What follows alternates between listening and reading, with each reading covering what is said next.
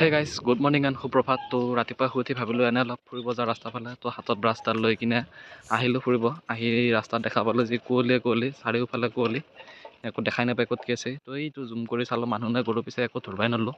তো এনেকৈ ব্ৰাছ চাছ কৰিলোঁ, কৰি কিনে চাই আছিলোঁ সূৰ্যটো আজি ওলমিব নেকি ভাবি আছিলোঁ। পিছে দেখা পালোঁ কি সূৰ্যটো অলপমান ওলাইছে, এইটো জুম কৰি দিছোঁ দেখা পাইছে।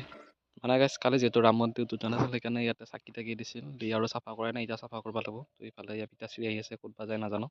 তো টিপতটো ইয়াতে থৈ গৈছিলোঁ মই, এতিয়া মুখখন ধুই লওঁ, ধুই উঠি লগ পাইছোঁ।